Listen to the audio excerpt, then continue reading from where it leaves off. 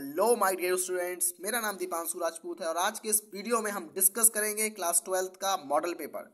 ये बहुत important viral model paper और इससे डेफिनेटली क्वेश्चन बोर्ड्स में डायरेक्ट क्वेश्चन आएंगे। तो if you are want to score 90 plus marks in your board then you will definitely do subscribe first time my channel and I will start this video without any delay. Okay, तो इस channel में इस video में हम बात करेंगे class 12th English की। तो इंग्लिश में ये सेक्शन जो है, इंग्लिश का पेपर जो होगा वो A, B, N, C, D sections में, ये 4 सेक्शन में डिवाइड होगा। 15 मिनट आपको इस क्वेश्चन पेपर को रीड करने के लिए मिलेंगे और सबसे पहला जो सेक्शन ए आएगा उसमें आप रीडिंग करेंगे। सेक्शन बी में राइटिंग होगा, सेक्शन सी में ग्रामर होगा और सेक्शन डी में लिटरेचर होगा। आइए सबसे पहले हम सेक्शन ए करते हैं जिसका नाम होगा रीडिंग सेक्शन। रीडिंग सेक्शन में सबसे पहले हमें एक पैसेज दिया जाएगा। उस पैसेज को हमें अच्छे से नहीं पढ़ना। सबसे पहले मेरा एक टिप आप मानो तो सबसे पहले आपको क्वेश्चंस रीड करने हैं। क्वेश्चन रीड करने क्योंकि आप हमें बहुत कम वहाँ टाइम मिलता है और हमें सबसे बड़ी प्राथमिकता हमें अपने टाइम को सेव करने की देनी होती है। तो टाइम बचाने के लिए सबसे पहले हमें क्वेश्चन को रीड करना होगा। तो क्वेश्चन हम अच्छे से रीड करेंगे और क्वेश्चन रीड करते टाइम हम कुछ कीवर्ड्स को ढूंढेंगे। कीवर्ड्स इन द सेंस, जैसे इस क्वेश्चन में दिया गया है ट्री इंपॉर्टेंट, तो ट्री इंपॉर्टेंट एक कीवर्ड है, इसको ढूंढेंगे।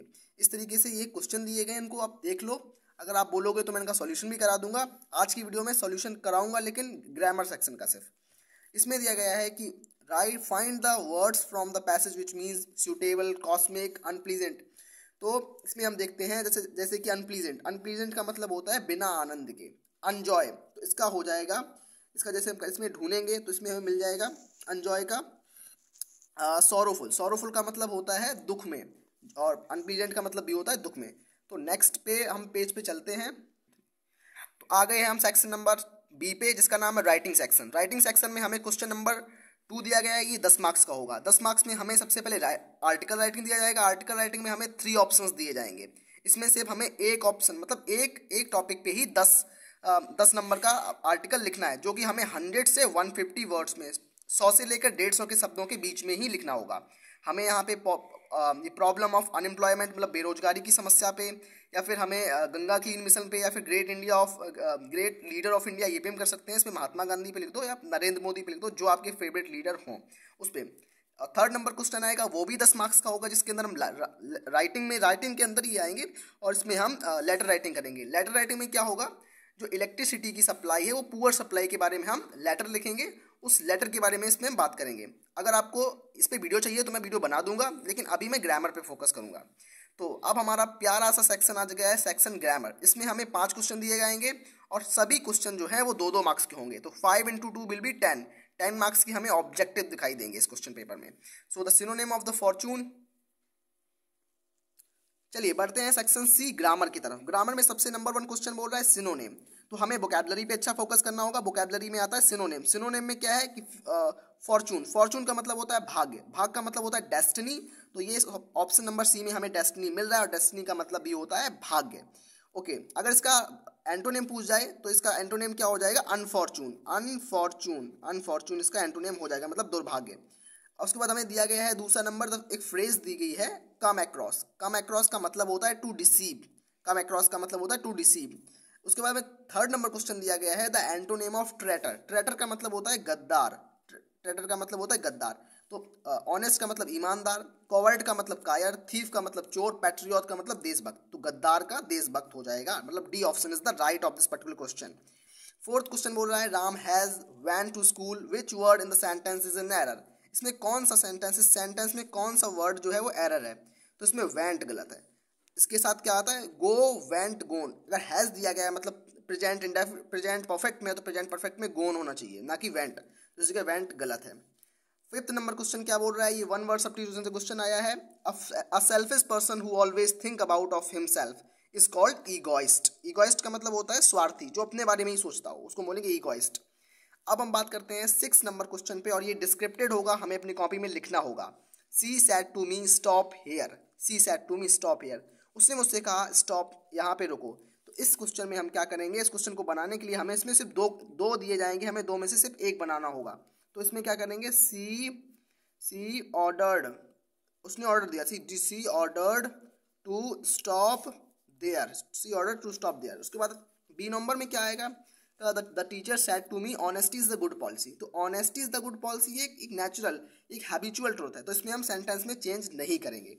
तो तो क्या करेंगे, the teacher said to me, said to me को हम टोल्ड में चेंज कर देंगे, उसके बाद कंजक्शन दैट लगा देंगे, फिर लगेंगे honesty is the best policy, इसको चेंज नहीं करेंगे। और ये वेरी इंपॉर्टेंट है, ये बोर्ड में इस बार आने लायक क्वेश्चन है, मुझे लगता है 100% आएगा। चलिए बढ़ते हैं लास्ट क्वेश्चन की तरफ। तो लास्ट क्वेश्चन क्या बोल रहा है, my father is diligent but he is cunning, मेरे पापा मेहनती हैं लेकिन वो चालाक हैं। तो इसमें हमें कॉम्प्लेक्स सेंटेंस में चेंज करना है, तो हम बट लगा देंगे, बट BUT बट, मेरे पापा मेहनती हैं लेकिन वो चालाक हैं। ठीक है, तो ये हमारा सेक्शन हुआ कंप्लीट। हम बढ़ते हैं नेक्स्ट पेज की तरफ। ओके, तो आ गए हैं हम नेक्स्ट पेज पर, पेज नंबर 3। तो इसमें सबसे पहले हमें दिया गया है कि पैसिव वॉइस बनाना, तो हमें इसकी पैसिव वॉइस बनानी होगी। तो हमें दिया गया है हेल्प द हेल्पलेस, तो सबसे पहले हम क्या करेंगे, उसको हम लेट से बनाएंगे। तो क्या करेंगे, let the helpless be helped by you. तो इसमें हमें यू क्यों लगाया, तो यू इसमें एक सब्जेक्ट होता है कि जो कि छुपा रहता है, जिसको हमें लगाना होता है। ठीक है, ये अच्छा खासा क्वेश्चन है, इस बार भी बोर्ड में आने के रिपीट होने के चांसेस हैं। उसके अलावा ये क्वेश्चन नंबर 2 आया है, इसमें क्या बोल रहा है, line is stronger than the tiger, इसको हमें पॉजिटिव डिग्री में चेंज करना है। तो ये कौन सी डिग्री में है, ये कंपैरेटिव डिग्री में, क्योंकि स्ट्रॉन्गर, स्ट्रॉन्ग STRONG, स्ट्रॉन्गर और स्ट्रॉन्गेस्ट होता है, स्ट्रॉन्गर और स्ट्रॉन्गेस्ट होता है। तो अब बात करते हैं स्ट्रॉन्गेस्ट पे। तो स्ट्रॉन्गेस्ट शो करता है हमें सुपरलेटिव डिग्री पे, ये पॉजिटिव डिग्री को शो करता है, स्ट्रॉन्गर शो करता है कंपैरेटिव डिग्री को, स्ट्रॉन्गेस्ट शो करता है सुपरलेटिव डिग्री को। क्वेश्चन में हमें पॉजिटिव डिग्री में बनाना है, तो पॉजिटिव डिग्री में बनाने के लिए हमें यहाँ पर कुछ नहीं करना होगा, हमें लिखना होगा no other animal as stronger as the tiger. ये बिल्कुल सिंपल हो जाएगा, पॉजिटिव डिग्री में चेंज हो जाएगा। ठीक है, अब हम बात करते हैं करेक्ट द फॉलोइंग सेंटेंसेस में। करेक्ट द फॉलोइंग सेंटेंसेस में हम करेंगे तो I you and he are good friends नहीं होगा, I you and he is good friend होगा इसका राइट आंसर। ठीक है, लेट बी शुड गो, लेकिन हमें इसमें 2 ही करने होंगे, यहाँ पे लेट के बाद कोमा आएगा और all the sentence will definitely right. Question number 10 पे हम मूव करते हैं। क्वेश्चन नंबर 10 क्या आ रहा है कि use the following pair of the words to make the meaning that clear. तो हमें इनमें मीनिंग क्लियर करनी होगी। ठीक है, तो सबसे बड़ी बात यह है कि इस दोनों में से हमें कोई एक करना होगा, दोनों नहीं करने होंगे, सिर्फ हमें एक करना होगा। तो 1 नंबर करने के लिए हम करेंगे question number 1। Question number 1 BIRTH birth, BERTH birth. तो BIRTH बर्थ का मतलब होता है जन्म लेना, और BERTH बर्थ का मतलब होता है सीट। तो आप कुछ भी बना सकते हो कि I was born in the 5 on the birth, कुछ भी बना सकते हो। और ये बर्थ है और ये बर्थ है, मतलब सीट, जैसे कि आप ट्रेन की सीट पे बैठते हो तो वही बर्थ उसको बोलते हैं। ठीक है, तो अब हम बढ़ते हैं क्वेश्चन नंबर 5 की तरफ, जो कि ट्रांसलेशन है। ट्रांसलेशन पर मैं एक सेपरेट वीडियो लेके आऊँगा, तो अभी आप इसको थोड़ा स्किप करते हैं। तो गाइज अब हम आ चुके हैं सेक्शन नंबर D की तरफ, जिसका नाम है लिटरेचर सेक्शन। तो लिटरेचर सेक्शन 40 मार्क्स का आता है हमारे एग्जाम्स में, तो इसको हमें छोड़ना नहीं है। तो इसमें सबसे नंबर 1 क्वेश्चन हमें A और B क्वेश्चन करके दिए गए हैं, हमें दोनों में से कोई एक क्वेश्चन करना होगा। और ये क्वेश्चन आप स्क्रीनशॉट ले लो इनके, और मैं इनका सॉल्यूशन जल्दी लेके आऊँगा। अगर आप कॉमेंट करोगे तो मैं बहुत जल्दी इनका सॉल्यूशन लेके आऊँगा। चलिए आ गए हैं हम क्वेश्चन नंबर 8 की तरफ, जिसका नाम है, हमें यहाँ पे एक स्टैंजा दिया जाएगा, जिस स्टैंजा के अंदर में कुछ पोइट्री बेस्ड क्वेश्चन दिए जाएंगे। हमें यहाँ पे राइटर का नाम पूछा जा सकता है, हमें यहाँ पे फिगर ऑफ स्पीच पूछा जा सकता है, तो कुछ भी पूछा सकता है। इसमें हमें 3 क्वेश्चन दिए जाएंगे, 1 2 3 क्वेश्चन दिए जाएंगे, जो कि हर क्वेश्चन होगा 2 मार्क्स का, और 3 क्वेश्चन होंगे 2 × 3 विल बी 6 मार्क्स का ये होगा। तो ये बहुत आसान है, इसको आप एक बार अच्छे से देख लो और इस पर प्रैक्टिस कर लो।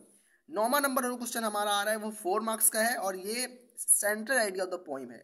माई मदर एट 66 से सेंट्रल आइडिया डेफिनेटली आता है। A thing of beauty very important. तो ये 2 अगर चैप्टर आप सेंट्रल आइडिया तैयार कर लोगे तो इनफ है, इतना बोर्ड में आपको मिल जाएगा इसमें से। और जो 10वां नंबर क्वेश्चन है वो आपके लिटरेचर की विस्तास बुक से आता है, आप उसको देख लो। A नंबर क्वेश्चन देख लो, A और इन दोनों में से कोई एक ही करना है आपको। तो आ गए हैं हम 10वें नंबर क्वेश्चन पे। 10वां नंबर क्वेश्चन फिर हमें विस्तास बुक से है, तो विस्तास बुक के क्वेश्चन आप अच्छे से स्क्रीनशॉट कर लो, ये मैंने खुद क्वेश्चन बनाए हैं। और लास्ट टाइम मैं जाते जाते आपसे यही बोलूँगा, अगर आपको इसका सॉल्यूशन चाहिए तो प्लीज़ सब्सक्राइब करो, subscribe to my channel for more updates. Thank you guys, thank you so much.